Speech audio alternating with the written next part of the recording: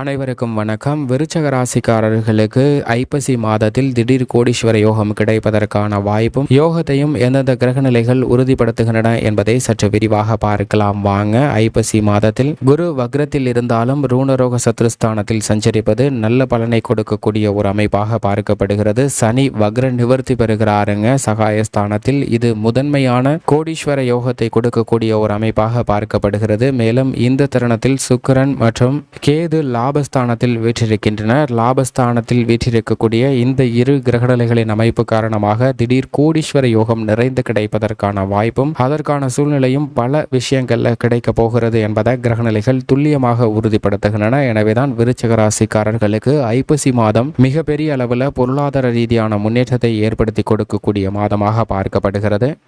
திடீர் கோடீஸ்வர யோகம் கிடைப்பதற்கான வாய்ப்பு எந்தெந்த விஷயங்களில் கிடைக்க இருக்கிறது, கிரகநிலைகளின் அமைப்பு எப்படி உள்ளது என்று ஆராய்ந்து பார்க்கும்போது இந்த ஐப்பசி மாதத்தில் பல கிரகநிலைகள் மிக சாதகமாகவும் அதீத நன்மை கொடுக்கக்கூடிய ஒரு அமைப்பிலும் சஞ்சரிப்பது வரவேற்கத்தக்க ஒரு அமைப்பாக பார்க்கப்படுகிறது.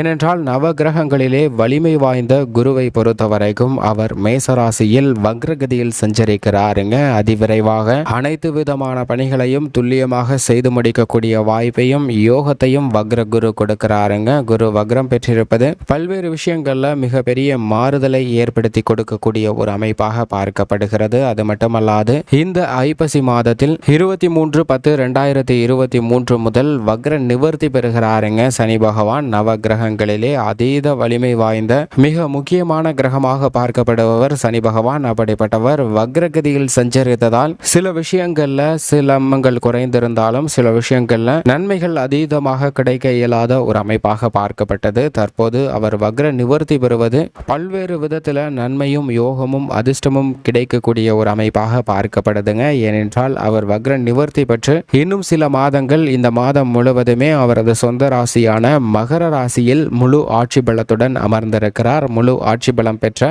சனியின் அமைப்பு காரணமாக பல்வேறு விதமான பணிகளில் நன்மை கிடைக்க போகிறது. திடீரென பொருளாதார ரீதியாக முன்னேற்றம் பெறக்கூடிய வகையில் புதிய வேலை வாய்ப்பு, புதிய தொழில் ரீதியான விஷயங்கள், புதிய ஒப்பந்தங்கள் போன்றவை நிறைந்து கிடைப்பதற்கான வாய்ப்பும் யோகமும் முதன்மையாக கிடைக்கக்கூடிய ஒரு அமைப்பு நிச்சயமாக சனியின் அமைப்பு காரணமாக கிடைக்க இருக்கிறது என்பதை அவர் உறுதிப்படுத்துகிறாருங்க.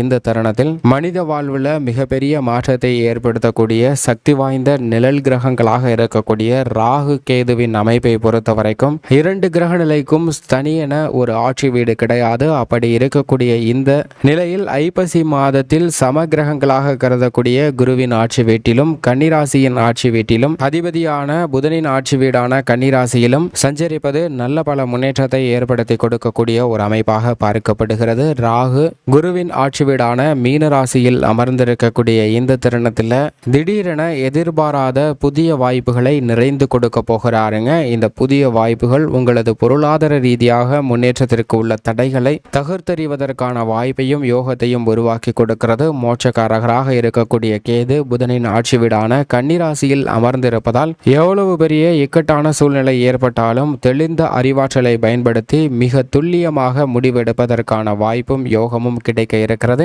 பூமிகாரகன் என்று சொல்லக்கூடிய செவ்வாயை பொறுத்த வரைக்கும் இந்த மாதம் முழுவதுமே துலாம் ராசியில் சஞ்சரிக்கிறாருங்க. செவ்வாய் துலாம் ராசியில் சஞ்சரிப்பது நல்ல மாற்றத்திற்கு வித்திடக்கூடிய ஒரு அமைப்பாக பார்க்கப்படுகிறது. எனவே இந்த ஐப்பசி மாதம் முழுவதும் செவ்வாயின் அமைப்பு காரணமாக மங்களகரமான பல நிகழ்வுகள் நடைபெறுவதற்கான வாய்ப்பும் யோகமும் கிடைக்க இருக்கிறது. புதுமனை புகுதல், திருமண விழா, காதுகுத்து, வளகாப்பு என பல்வேறு விதமான மகிழ்ச்சி நிறைந்த மங்களகரமான நிகழ்வுகளை நடத்துவதற்கு ஏற்றதொரு தருணமாக இந்த தருணம் அமைகிறது என்பதை செவ்வாய் உறுதிப்படுத்துகிறாருங்க. அது மட்டுமல்லாது புதிய நிலம், வீடு, வாகனம் வாங்குவதற்கான அதிர்ஷ்ட யோகத்தையும் அள்ளி கொடுக்கக்கூடிய ஒரு அமைப்பில் செவ்வாய் சஞ்சரிப்பது பல சிரமங்களை விளக்குவதற்கான வாய்ப்பை உறுதிப்படுத்தக்கூடிய ஒரு அமைப்பாக பார்க்கப்படுகிறது. இந்த தருணத்தில் சுக்கிரன் நவம்பர் 1ஆம் தேதி வரை சிம்ம ராசியிலும் அதற்கு பிறகு 2ஆம் தேதியிலிருந்து கன்னி ராசியிலும் சஞ்சரிக்க போகிறாருங்க சுக்கிரனின் அமைப்பை பொறுத்த வரைக்கும் இந்த இரண்டு இடங்களின் அமைப்பு காரணமாக மிக பெரிய மாற்றத்தை சந்திப்பதற்கான வாய்ப்பு உருவாகிறது. முற்பகுதியிலும் பிற்பகுதியிலும் எதிர்பாராத புதிய வாய்ப்புகள் பொருளாதார ரீதியாக முன்னேற்றத்தை பெறக்கூடிய வகையில் கிடைக்க போகிறதுங்க. பல்வேறு விதமான தடைகள் தாமத வாதங்களை தகர்த்தெறியக்கூடிய ஒரு தருணமாக அமைகிறது என்பதை தெளிவாகவும் துல்லியமாகவும் சுக்கிரன் உறுதிப்படுத்துகிறார். சுக்கிரனின் அமைப்பு காரணமாக நல்ல பல முன்னேற்ற சந்தர்ப்பங்கள் கிடைக்க போகிறது. பல தடைகள், தொல்லைகள், கடன் சார்ந்த விஷயங்கள் விலகுவதற்கான வாய்ப்பு நிச்சயமாக கிடைக்க இருக்கிறது. அறிவுக்கு அதிபதியாகவும் வித்யாக்காரராகவும் இருக்கக்கூடிய புதன் நவம்பர் 1ஆம் தேதி வரை துலாம் ராசியிலும் அதற்கு பிறகு விருச்சக ராசியிலும் மாறி சஞ்சரிக்க போகிறாருங்க. புதனின் அமைப்பு பல மடங்கு நன்மை கொடுக்கக்கூடிய ஒரு அமைப்பாக பார்க்கப்படுகிறது. பல்வேறு வகையான சிரமங்களை விளக்கக்கூடிய ஒரு அமைப்பாக பார்க்கப்படுதுங்க. அதிலும் ஐப்பசி மாதத்தின் முற்பகுதியில் எதிர்பாராத நல்ல பல முன்னேற்ற வாய்ப்புகளை நிறைந்து கொடுக்கக்கூடிய ஒரு அமைப்பில் சஞ்சரிக்கிறார். சூரியனின் அமைப்பை பொறுத்த வரைக்கும் இந்த ஐப்பசி மாதம் முழுவதுமே துலாம் ராசியில் அமர்ந்து சஞ்சரிக்க போகிறாருங்க.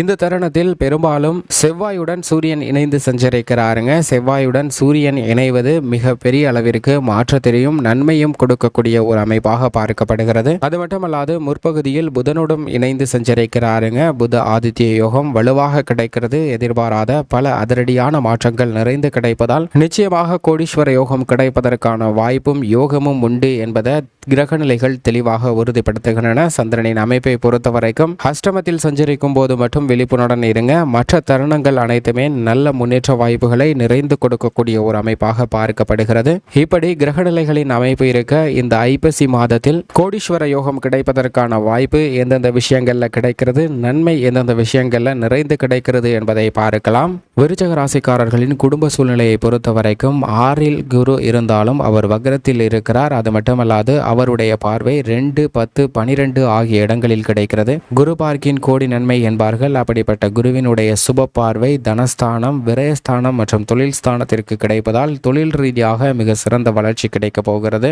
விரய செலவுகளை முதலீடுகளாக மாற்றுவதற்கான வாய்ப்பை உருவாக்கி கொடுக்கிறாருங்க. தன ரீதியாக இருக்கக்கூடிய சிக்கல்கள் விலகக்கூடிய ஒரு தருணமாக பார்க்கப்படுகிறது. அது மட்டுமல்லாது இந்த தருணத்தில் நிழல் கிரகமாக இருக்கக்கூடிய கேது லாபஸ்தானத்தில் அமர்கிறார். ராகு பூர்வ புண்ணியஸ்தானத்தில் அமர்கிறாருங்க. ராகு பூர்வ புண்ணியஸ்தானத்தில் இருந்து லாபஸ்தானத்தை வலுவுள்ளதாக அவருடைய சப்தம பார்வையால் பார்க்கிறார். கேது பூர்வ புண்ணியஸ்தானத்தை பார்ப்பதால் பூர்வீக சொத்துக்கள் ரீதியாக இருக்கக்கூடிய சிரமங்கள் விருச்சிக ராசிக்காரர்களுக்கு விலகுகிறது. நீங்கள் எதிர்பார்க்கக்கூடிய நிறைந்த நன்மையும் முன்னேற்றமும் இந்த தருணத்தில் அள்ளி கொடுக்கக்கூடிய ஒரு அமைப்பில் நிழல் கிரகங்கள் சஞ்சரிப்பது மிக பெரிய அளவில் நன்மையை கொடுக்கக்கூடிய ஒரு அமைப்பாக பார்க்கப்படுகிறது. அது மட்டுமல்லாது மிக வலுவாக சனி சகாயஸ்தானத்தில் அமர்ந்திருக்கிறாருங்க. எனவே நிரந்தர வேலை வாய்ப்பு, தொழில் ரீதியாக எதிர்பாராத அதிரடியான முன்னேற்றம், பொருளாதார ரீதியாக மிகப்பெரிய வளர்ச்சி கிடைப்பதற்கான வாய்ப்பு உருவாகிறது. சனியினுடைய பார்வை சப்தம பார்வை பாக்கியஸ்தானத்தில் கிடைக்கிறது. அஷ்டமஸ்தானம் மற்றும் விரயஸ்தானத்தை சனி பகவான் பார்க்கிறாருங்க. அப்படி பார்ப்பதால் பல தோஷங்கள் விலகி நிறைந்த முன்னேற்றம் கிடைக்கக்கூடிய ஒரு அமைப்பாக பார்க்கப்படுகிறது. பூமிகாரகன் என்று சொல்லக்கூடிய செவ்வாயை பொறுத்த வரைக்கும் மிக வலுவாக